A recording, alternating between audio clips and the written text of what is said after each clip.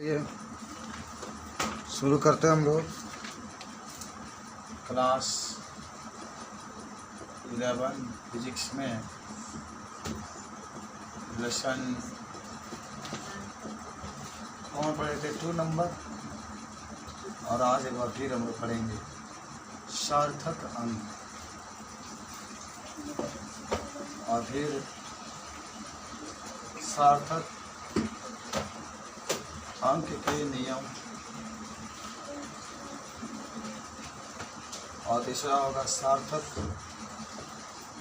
अंक के लिए संक्रिया। अब गीता में सब लिखा है और गुणा के लिए सार्थक अंक।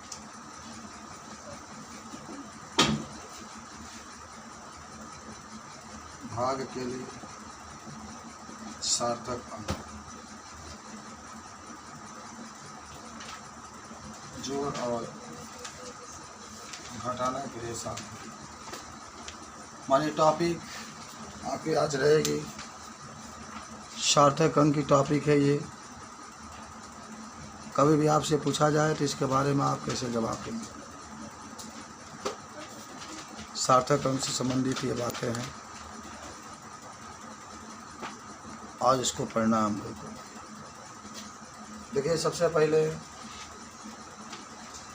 आपको याद भी होगा कि सार्थक अंक किसे कहते हैं। तो छोटा सा डिफिनेशन इधर सुनो। फिजिक्स के हिसाब से सार्थक अंक तो कहोगे कि किसी संख्या में जो विश्वसनीय माने जिस पर विश्वास किया जाता है, जो विश्वसनीय अंक होते हैं उसी को हम लोग कहते हैं सार्थक अंक। किसी भी माने संख्या में जो विश्वसनीय अंक होते हैं हम उसे सार्थक अंक कहते हैं। ये हम लोग जान गए।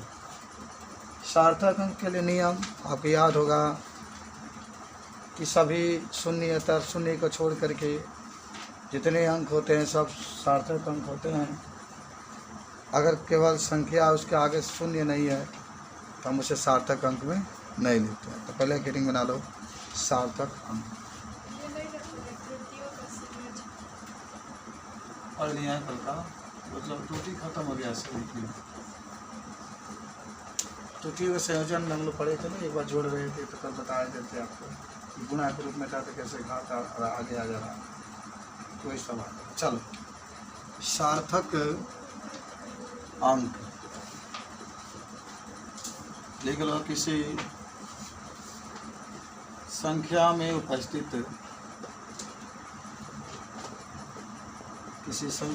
उपस्थित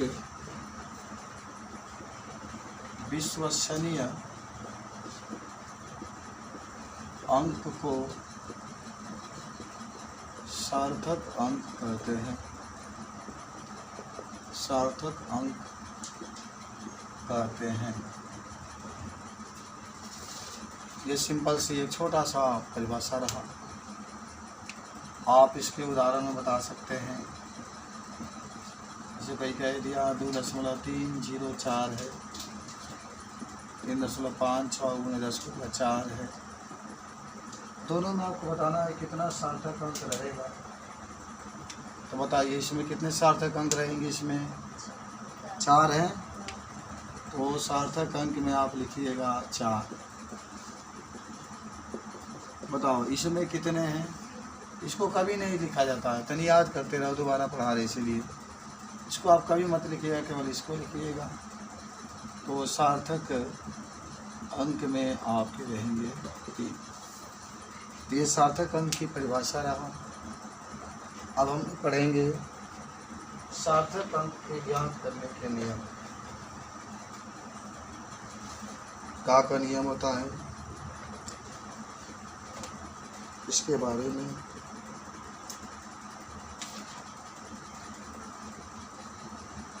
कि अगर पहला आपका नियम माने आप लिख देते हैं कि सार्थक अंक के ज्ञात करने का नियम। ज्ञात करने का नियम फर्स्ट है कि यदि किसी संख्या के दशमलव को स्थान को बदलने पर दशमलव का स्थान को बदलने पर सार्थक अंक में कोई परिवर्तन नहीं होता, कोई परिवर्तन नहीं होता। ये पहला नियम है। चला हम उदाहरण से आपको समझाते हैं। यदि हमारे पास 1, 2, 3 क्वेश्चन दे दिया 2.304 और फिर आपका दे दिया 23.045, फिर दिया 0.234 आपके पास 3 एग्जाम्पल है। बताइए मुझे, अगर मैं आपसे पूछूं कि बताओ इसमें कितने सार्थक अंक होंगे तो क्या करेंगे? कितने हैं इसमें? 5 है ना, 4 ही है कि 5? इसमें कितने हैं? इसमें कितने हैं? दशमलव का पहले कोई 0 होता है तो इससे कोई मूल नहीं होता है, और इधर होता तो पिछवाड़े होता तो गिन लेते, अगवारे है तो नहीं गिनेंगे। समझ रहे हो? इसको कभी गिनते हैं कहाँ आप लोग? चलिए गलती कर दिया, नहीं गिनना चाहिए। तो देखो दशमलव के स्थान बदल गया, यहाँ पर दशमलव है, हमने उठा कर यहाँ पर कर लिया, हमने उठा कर इधर कर लिया, दशमलव तो इधर उधर कर लिया, लेकिन जो सार्थक अंक की जितनी संख्या हो रही थी उतना ही हो रहा है, इसमें कोई परिवर्तन नहीं हुआ। तो लिख लो इसमें 4, यहाँ जो सार्थक अंक होंगे इसकी संख्या 4, यहाँ भी जो सार्थक अंक होंगे इसकी संख्या 4, यहाँ भी जो सार्थक अंक होंगे इसकी संख्या 4। ये पहला नियम था जो हमने देखा। आपसे कोई भी पूछेगा तो इस नियम को बता सकते हैं कि जब दशमलव की संख्या को इधर उधर करते हैं तो सार्थक अंक में कोई परिवर्तन नहीं होता। जैसे देख लें 2.3045, 4 है तो 4 ही रहेगा। यहाँ दशमलव भले चेंज हो गया लेकिन 4 ही होगा, क्योंकि आप काउंटिंग करके देख लीजिए, यहाँ भी 4 ही होगा। और सार्थक अंक की संख्या में कोई परिवर्तन नहीं होगा। ठीक है, इससे कोई अंतर आपका नहीं होगा। मात्रक भी लिखेंगे तभी कोई परिवर्तन नहीं होता। ठीक है ना? इस तरीके से आप बता सकते हैं। अब नियम नंबर 2 भी देख लेते हैं। हम मिटाएं सब, ये लिख लिया। हाँ, लिखो जल्दी, मिटा दें। चलो मिटाएं। अब नियम 2 देखो। नियम 2 में लिखना, क्या लिखोगे कि सभी शून्येतर संख्या सार्थक होते हैं। शून्येतर का मतलब जो शून्य नहीं होते हैं। दूसरा में लिख लेना कि सभी गैर शून्यक लिख लेना, सभी गैर शून्यक अंक सार्थक अंक होते हैं।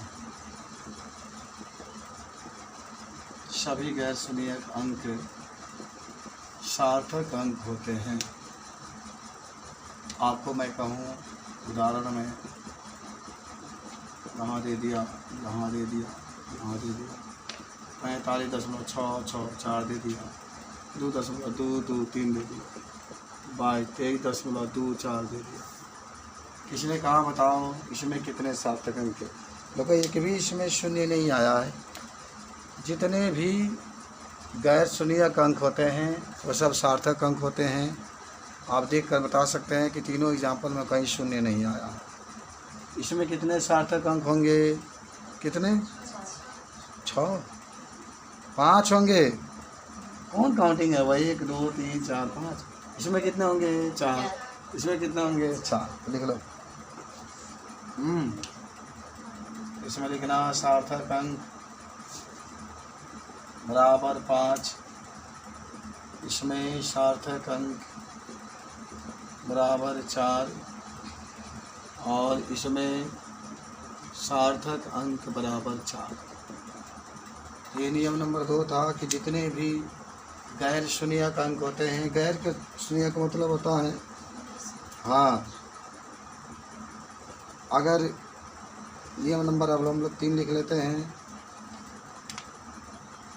3, यदि किसी संख्या में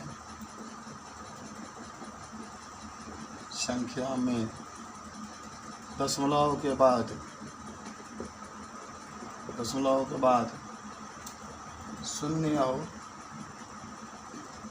शून्य हो तथा उसके बाद अंक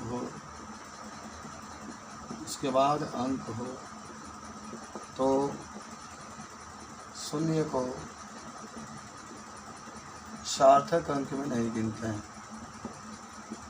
शून्य को सार्थक अंक में नहीं गिनते हैं।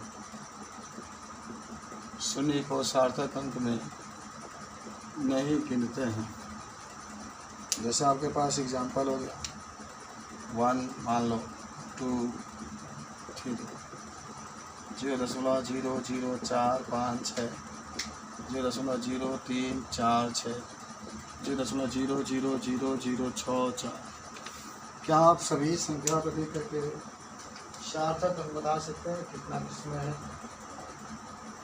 बोलिए, अगर हम आपसे कहें इस क्वेश्चन में देख के बताओ कि इसमें कितने सार्थक अंक है तो क्या कहेंगे? कितने हैं? हाँ, दशमलव के बाद 0 है तब अंक है ना, तो आपके हिसाब से तो 100 हो जाता, जहाँ बता रहे हैं 0 है तो ये काउंटिंग नहीं करेंगे अंक के पहले, पूरा छोड़ जाएंगे। इधर तो कभी भुलाइयो कि काउंटिंग नहीं करेंगे 0 हो रहा है। इसमें कितने होंगे? हाँ, क्यों 3 है? क्योंकि 0 को काउंटिंग नहीं करेंगे इसमें। बहुत बढ़िया। आने वाला समय में कोई इसमें से डॉक्टर बनेगा, कोई इसमें से एसपी बनेगा, डीएसपी बनेगा, डीएम बनेगा, हैं? कोई कड़ाही मलेगा। तो चलो, इसमें सार्थक अंक कितने होंगे? 3 लिख लेना। और इसमें सार्थक अंक जब पूछा जाएगा तो 3 लिख लेना। और इसमें भी सार्थक अंक कोई आपसे पूछेगा तो 2 लिख लेना। बता सकते हैं आप इसको? बता देते हैं। 4 नंबर कि यदि किसी संख्या में दशमलव के बाद शून्य आए हों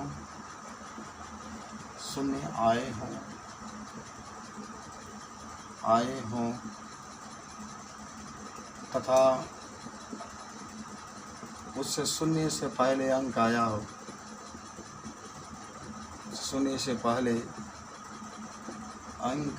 हो, तो सभी शून्य को सार्थक अंक में गिनते हैं।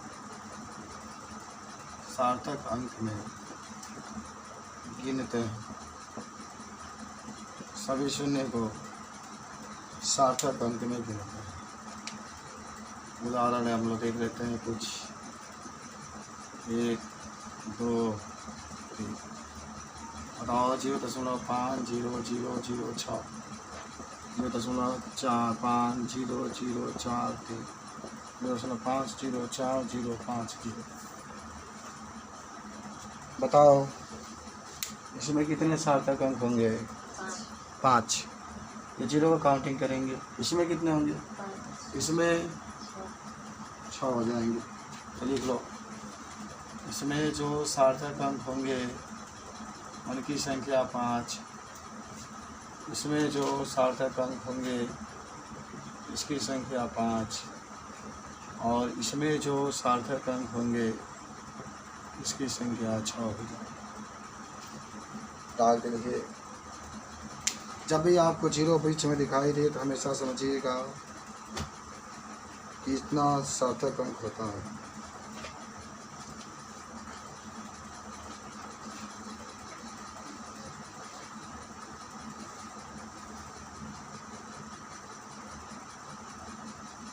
हो गया। एक और नियम लिख लेते हैं, ऊपर वाला लिख लिए हैं सब लोग, सब लिख रहे हैं, बताइए। दाएं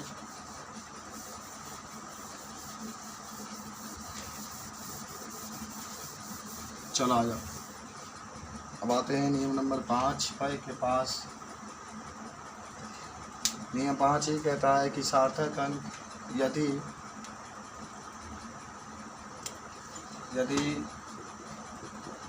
किसी अंक के बाद वस्तु का नाम दिया है तो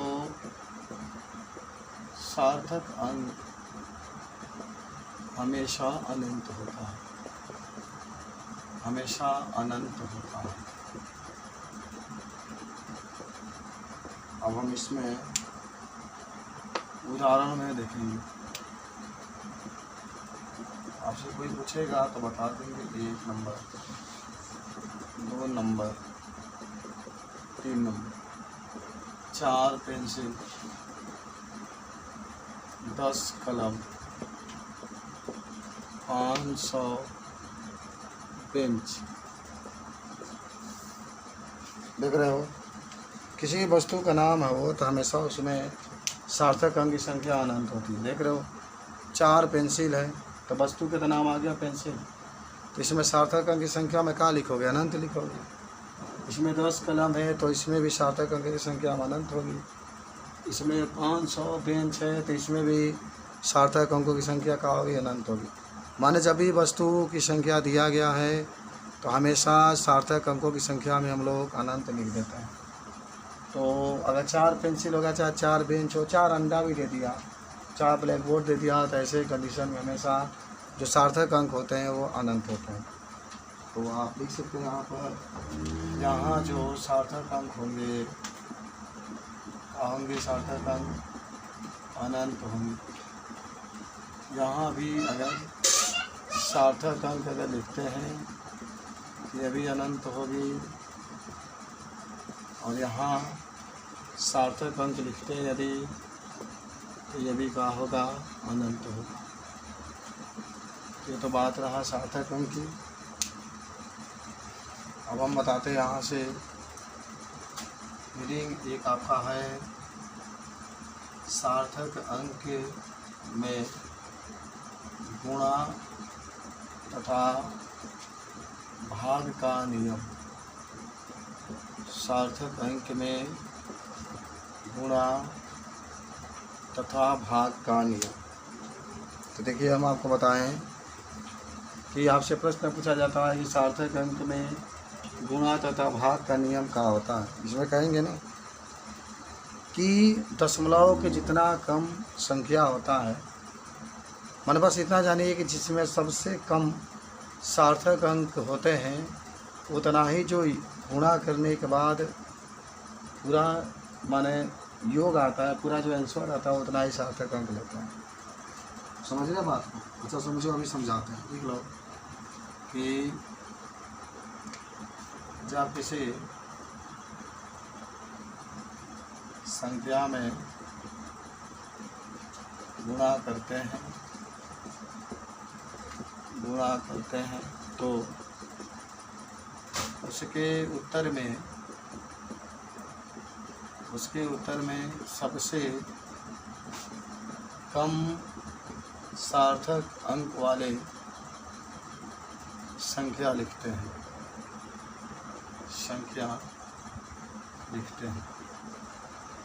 अच्छा, आपको मैं एक चीज़ बताया था, याद होगा, एक बार फिर उसको बता देते हैं कि नोट में बना कर लिख लीजिएगा।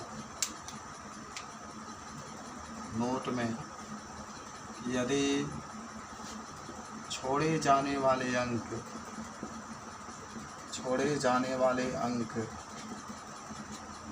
5 से अधिक हो तो उसके पहले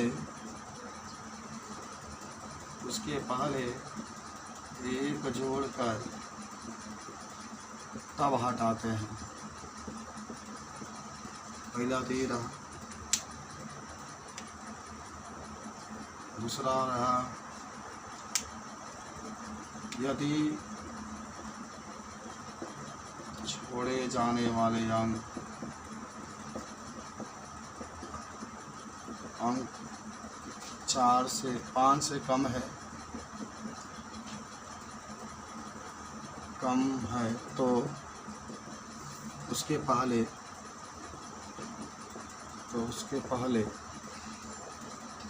अंक नहीं जोड़ते हैं, अंक में नहीं जोड़ते। और 3 नंबर जो आपके पास रहेगा उसको हम लोग लिखते हैं कि यदि छोड़े जाने वाले अंक 5 हो तथा उसके पहले विषम हो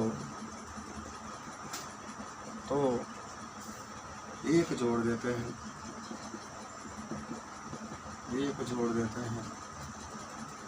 और यदि छोड़े जाने वाले अंक 5 है और उसके पहले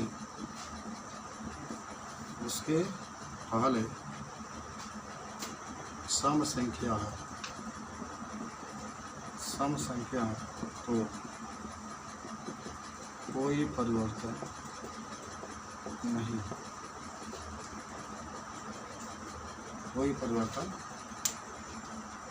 इस तरीके से आप इसको क्या कर सकते हैं, बता सकते। याद हुआ नियम, कभी भी अगर आप अंक छोड़ते हैं और वह अंक अगर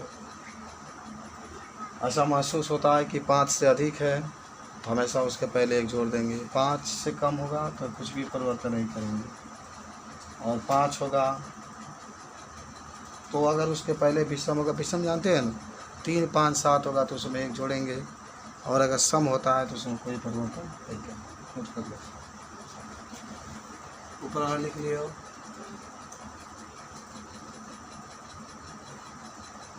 सवाल देते हैं, लगाइए तो नहीं गुणा के नहीं। इसको लगाने के लिए आप सबसे पहले क्या करिएगा कि दशमलव पहले छोड़ो, पहला के हल करो, दशमलव को छोड़ दो पहले, तो लिखिएगा 2, 3, 4, 5 है, इसका गुणा पहले 6, 2, 3 से करिए, तो करिए पहले गुणा, तो 5 3 15 के 5, 4 3 12 13, 3 3 9 1 10, 3 2 6 1 7, ठीक है। और 5 कट कर दीजिए, 5 दूना 10 के 0, 4 दूना 8 1 9, 3 दूना 6, 2 दूना 4, फिर कट कर दीजिए, 6 5 30, 6 4 24, 2 27, 3 27, और 6 3 18, और 2 20, 6 दूना 12, 2 14, 5 3 9, 7 7 14, 26 के 0 हाथ में 2, 4 2 6, और यहाँ पर 1 और 4, ये रहा। अभी तो हुआ नहीं हुआ, अभी तक बचा हुआ है ये वाला 6 0 है, ये 0 ये 0 ये 0 ये 0 ये 0 ये 0 ये 0, ये कट कर दो, 6 5 30 के 0, 6 5 30 के 0, 6 3 18, 3 21 के 1 हाथ में 2, 6 9 54, और 2 56 लिख लो, 6 4 36 के 6, और 6 2 24, और 3 27, और 6 6 2 8, 0 है 0 है 1 है 6 है 5 है 6 7 8, और यहाँ जो होगी 3 अंक ये है तो 1 5 1 6, 6 अंक बाद दशमलव लगाना है, 1 2 3 4 5 6, यहाँ आपके पास दशमलव लग जाएगा, ठीक है। कितना लग गया यहाँ पर दशमलव लग जाएगा ना, तो आपके पास जो शुद्ध है, जब सार्थक अंक में लिखेंगे तो देखिए शुद्ध सार्थक अंक में जब आप लिखेंगे तो सबसे छोटा यही तो है, मात्र इसमें 2 ही अंक है, तो मात्र आप यहाँ से 2 ही अंक ही लिखेंगे। देखो ना 2 ही अंक के रूप में तो यही तो हो रहा है 8 7, जब इसको आप छोड़िएगा तो 5 सदी के तो इसमें इसके पहले ऐड कर दीजिएगा तो आपके पास 8 8 आंसर आ जाएगा। समझ में आया? नहीं आया? और इसको गुणा कर लो पहले, 3 2 5 5 6 वाला है, पहले इसका गुणा 10 हटा दो, इसमें करो, हल करो इतना, फिर इसका कर लो, अब पूरा जोड़ लो, इतना आ जाएगा। 1 यहाँ 2 यहाँ 3 3 6 6 अंक के बाद 1 2 3 4 5 6 6 अंक के बाद लग जाएगा। शुद्ध सार्थक अंक में 8 8 आपका आंसर हो जाएगा। शुद्ध सार्थक अंक में 8 8 आपका आ जाएगा। सेकेंड आ जाओ, सेकेंड के पास यह है 2.044 तो इसमें लिखना है 2 0 4 और फिर आपका 3 0, जब गुणा करोगे तो 0 0 0 0 और 4 3 12 के 2, 3 कम 3 या 12 ही रहेगा, 0 3 गुना 6 और यहाँ बस तो है नहीं, अब कुछ जोड़ दो, 0 2 1 0 6। फिर हम अब गुणा करेंगे 50 से गुणा करेंगे तो 0 0 0 0 0 कट कर दीजिए, 5 0 5 10 0 5 5 6 ये 0 और 6 5 30 तो 0 0 0 6 0 0 3। अब दशमलव लगाने के बाद 1 1 2 और 3 2 5 अंक इधर लगेगा तो 1 2 3 4 5 इधर लग जाएगा। यानी अगर सार्थक अंक में लिखना चाहते हैं तो क्या होगा जानते हैं? कितने अंक के बाद बस एक ही अंक तो है, तो बस आपको यहाँ से केवल 3 ही लिखना है, 3 लिखिएगा, ये हमारा आंसर है, बाकी सब छोड़ देंगे। समझे? एक ही अंक तो है दशमलव के बाद, तो हम लोग सार्थक अंक में जब लिखेंगे तो ऐसा नहीं होता। सुनो, सार्थक अंक के रूप में लिखेंगे तो यहाँ थोड़ा सा मिस्टेक हो गया। देखो पहला सवाल में है ना 87 है तो 87 में से ही लिखेंगे दशमलव। अब यहाँ 6 जो है 6 वाला हिस्सा दशमलव के बाद 1 अंक है तो दशमलव के बाद 1 ही अंक तक लेंगे हम लोग। अब 5 हटा देंगे, चलिए 6 ही लिख लीजिएगा, इतना ही लिख लीजिए। और इसको 88 में लिख देंगे तो गलत नहीं होगा, देख रहे हैं इस तरीके से। और इसमें देखो क्या होगा, इसमें 30 लिख लीजिएगा और दशमलव के बाद 0 6 है तो 1 अंक तक ही लेना है, तो 1 अंक के बाद देखो ये क्या है 6 में हटाओगे यहाँ पर 1 आ जाएगा और यहाँ इस तरीके से देख लो, नोट कर लो इसे। जोड़ और लिखना, जोड़ और घटाना के रूप में सार्थक अंक।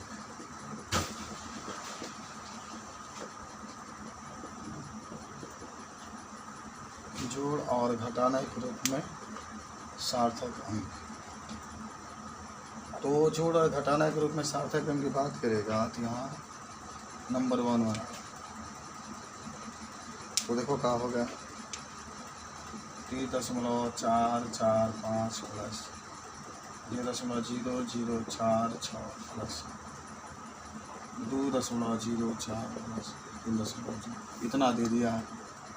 सार्थक अंक के रूप में लिखना है 3.445 0.0046 2.04 3.0 जोड़ो, ये 6 हो जाएगा, दशमलव के सामने दशमलव लगा के तब जोड़ते हैं, ये 5 4 9 हो जाएगा, ये 4 4 8 हो जाएगा, ये 4 हो जाएगा, ये 2 3 2 5 हो जाएगा और 3 3। लेकिन आपको जब इसको सार्थक अंक के रूप में लिखना है तो कैसे लिखेंगे जरा देखिए। हम देखेंगे कि दशमलव के बाद कितने अंक है, कम से कम कितने, 1 अंक है, तो अब दशमलव के बाद 1 ही अंक तक लेंगे। चलिए सार्थक अंक रखेंगे तो 35.4 और ये जो अंक छोड़ेंगे आप, ये 5 से अधिक है तो इसके पीछे 1 जोड़ देंगे तो यहाँ पर 5 है, तो 35.5 ये हमारा क्या आ जाएगा। ये सार्थक अंक में जोड़ का भी नियम रहा, अगर आपसे पूछा जाता है तो एक नियम को उठा सकते। समझ में आया?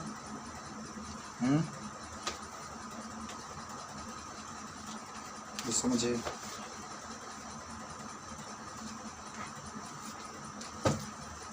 लेकिन लिख ले, मिटा इसको। एक और क्वेश्चन हम लोग लिख ले हो। हाँ, एक क्वेश्चन और भी हल करते हैं हम लोग, भाग के रूप में सार्थक अंक कैसे निकालेंगे। क्वेश्चन ये है कि एक पिंड का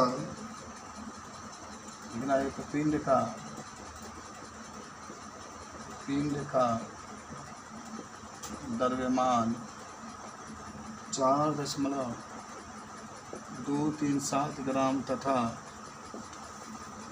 आयतन 2.51 सेंटीमीटर क्यूब है, तो घनत्व में सार्थक अंक बताइए। घनत्व में सार्थक अंक बताइए। पहले क्वेश्चन ऐसे देता है, हम इसको हल करते हैं कि पिंड का द्रव्यमान 4.37 ग्राम है, सार्थक अंक आपको बताना है। ठीक है, कैसे हम इसको बताएंगे। तो देखिए, सार्थक अंक बताने के लिए आपको सूत्र का प्रयोग करना होगा। सूत्र के हिसाब से आप बता सकते हैं, पढ़े भी होंगे जब हल करेंगे आप इसको। तो पहले द्रव्यमान दिया है तो लिख लीजिए, द्रव्यमान बराबर 4.237 ग्राम, आयतन बराबर आपके पास है 2.51 सेंटीमीटर क्यूब। घनत्व अगर आपके पास है तो घनत्व बराबर द्रव्यमान बटा आयतन होता है ना फार्मूला।